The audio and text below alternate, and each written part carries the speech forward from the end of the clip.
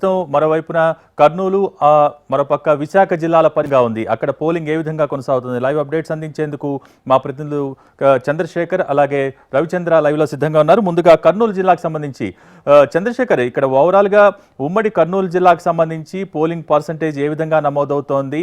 అంచనాలకు తగ్గట్టుగా ఇక్కడ పర్సంటేజ్ ముందరకెళ్తోందా? ఏంటి పరిస్థితి, అక్కడ ఉన్న సిచ్యువేషన్ ఏంటి?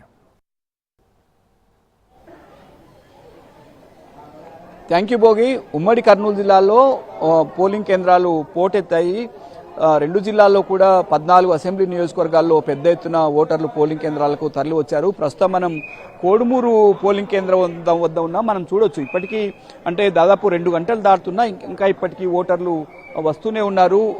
పోలింగ్ కేంద్రాల వద్ద బారులు తీరారు. ఇవాళ ఉదయం నుంచే ఓటర్లు పెద్ద ఎత్తున పోలింగ్ కేంద్రాలకు తరలి వచ్చారు. అంటే 6 గంటల ప్రాంతాలకే పోలింగ్ కేంద్రాలకు చేరుకున్నారు. ఇప్పటి వరకు నంద్యాల జిల్లాలో 45% ఓట్లు పోలయ్యాయి. కర్నూలు జిల్లాలో 40% వరకు ఓట్లు పోలయ్యాయి. కర్నూలు జిల్లాలో అత్యధికంగా మంత్రాలయం నియోజకవర్గంలో 42.63% ఓట్లు పోలయ్యాయి.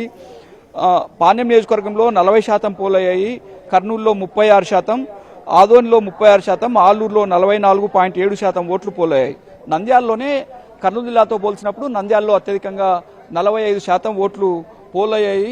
చెదురుమదురు సంఘటనలు మినహాయిస్తే ఎక్కడా పెద్దగా అవాంఛనీయ సంఘటనలు చోటు చేసుకోలేదు. ఎక్కువ ఈవీఎంలు మొరాయించిన సంఘటనలు ఎక్కువ కనిపించాయి.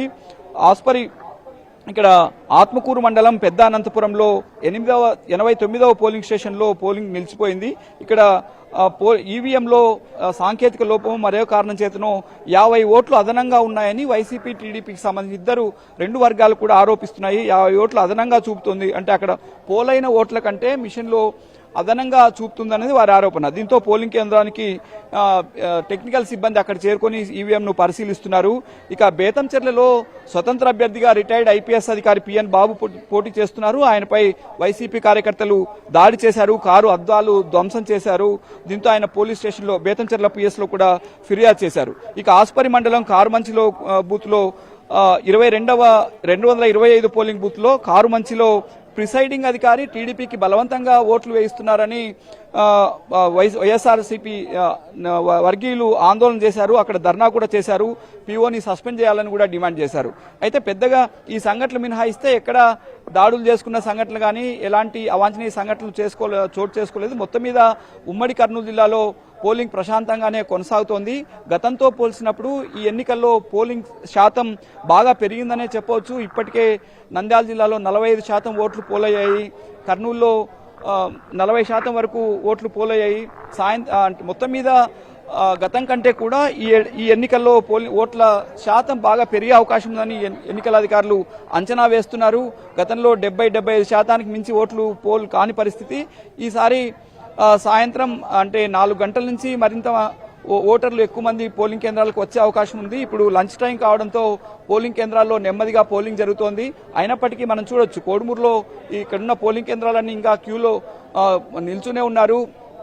భోజనం టైం అయినప్పటికీ వారు ఏమాత్రం వెనకాడకుండా పోలింగ్ కేంద్రాల వద్దే ఓటు వేసేందుకు వరుసలో నిల్చున్నారు. ప్రత్యేకించి ఈ ఎన్నికల్లో చెప్పుకోదగ్గది మహిళలు, యువత ఎక్కువ సంఖ్యలో పోలింగ్ లో పాల్గొన్నారు. ఎక్కడ చూసినా మహిళలు పెద్ద ఎత్తున పోలింగ్ కేంద్రాలకు తరలి రావడం కనిపించింది. నంద్యాల జిల్లాలో మరీ ఎక్కువగా కనిపించిందని చెప్తూ కర్నూలు నగరంలోనూ అదే పరిస్థితి. మొత్తం మీద గతంలో కంటే భిన్నమైన వాతావరణం ఈ ఎన్నికల్లో కనిపిస్తుంది.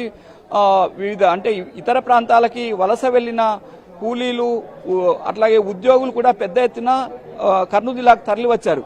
కర్నూలు జిల్లాలో మంత్రాలయం, పత్తికొండ, కోడుమూరు, ఆదోని నియోజకవర్గాల నుంచి పెద్ద ఎత్తున వలస వెళ్తారు. హైదరాబాద్, బెంగళూరు నగరాలకు అట్లాగే చెన్నై వంటి నగరాలకు వలస వెళ్తారు.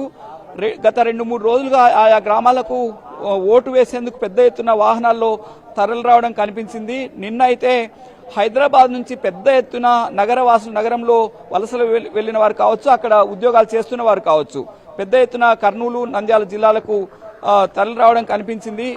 బస్సులు లేక రాత్రి అంటే తెల్లవారుజాము 4 గంటల సమయంలో కూడా కర్నూలు బస్టాండ్ బయట ఆయా గ్రామాలకు వెళ్లేందుకు జనం పడిగాపులు కాసిన సందర్భాలున్నాయి. ఈ నేపథ్యం ఈ పరిణామాలను పరిశీలిస్తుంటే ఈ ఏడాది ఓట్ల శాతం పెరిగే అవకాశం ఉంది. పోలింగ్ పర్సెంటేజ్ గతంలో కంటే భిన్నంగా ఉండే అవకాశం ఉంది.